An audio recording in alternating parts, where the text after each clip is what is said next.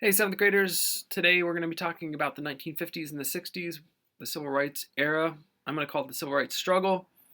Sometimes we might think, oh, this kind of thing happened overnight, but that's absolutely not the case. It was a struggle. It took a long time. We have been tracing the story all the way back to 1619 when the first slaves came into uh, these new colonies, and uh, we traced it all the way into the Civil War and the uh, early 1900s, and now we're up to the 1950s and 1960s, and it's going to be a slow, long struggle. It's not something that happens overnight, um, and it's certainly not something that just happens in one decade, right? So it's going to be the 1950s and 60s, and it.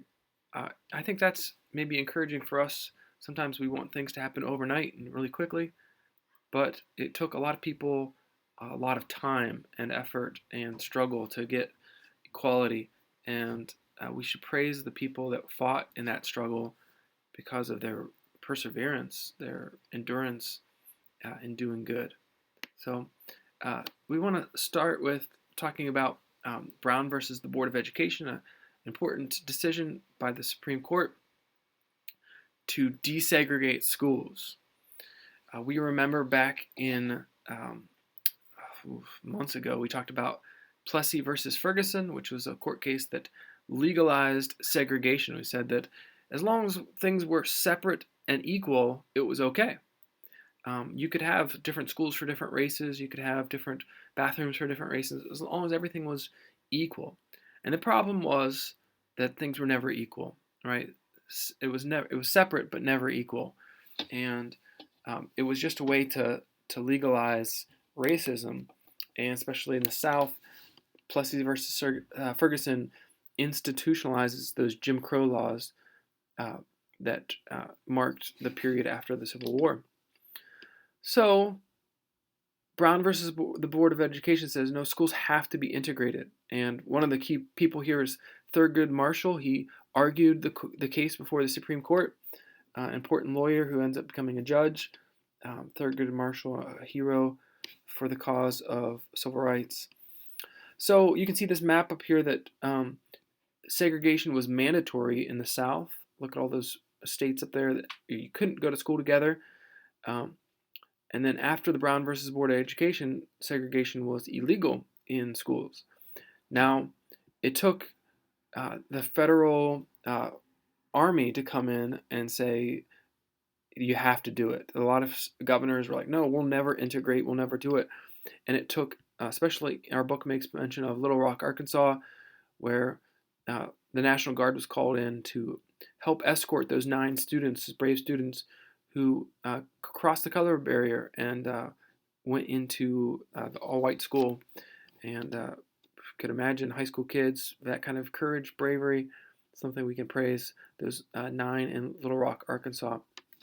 So they're integrated, and it takes force to do it. It takes the government to say, we're going to do it with guns. We're going to have people here that ensure there's no violence against these 9 students. So it took a lot of bravery and courage on the part of people to walk into the schools with fear of uh, you know retribution, reprisals, violence.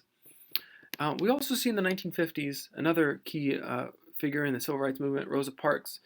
1950s, she is famous for her not getting up on a bus and letting someone have her seat in the section that was marked just for African Americans. She had sat down, and that the white section had all been filled up, and she wouldn't get up. Right? And she decided that she would stay seated, and she was arrested. You can see there with her police photo. And so another example of someone brave and courageous, willing to go to jail to fight for our principles. But that starts a bus boycott.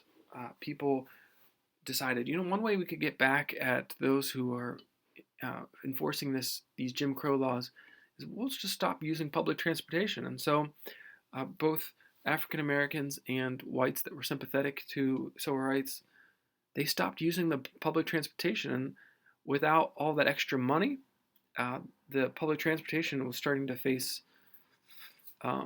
budget shortages, and they didn't have enough money to run their buses. And so the use of boycotts are actually very it doesn't require violence, doesn't require guns and fighting. It just requires you to maybe go through a little bit of extra headache of getting to work a different way. And those bus boycotts, it was painful for the city of Atlanta, especially, who couldn't afford to pay for their buses, their bus drivers.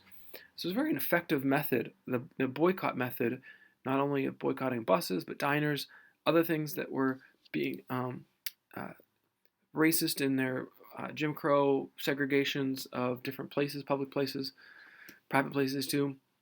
So the bus boycott becomes an effective tool in the civil rights movement. Again, you see, not violent, right?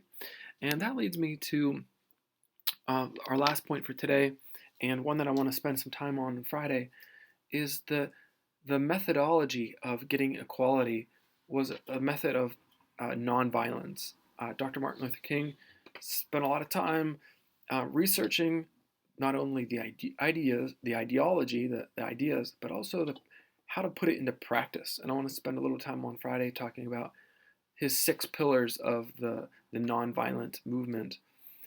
There is a way to nonviolently protest the government. And I think that's important. Sometimes we'll have grievances with our government. Abortion's one currently that we're fighting as Christians against, and we want to make sure that we do it in the right way. We don't go resort to violence. We protest the right way, and the civil rights movement can show us sort of a path for how we oppose the government in a way that's biblical and also effective.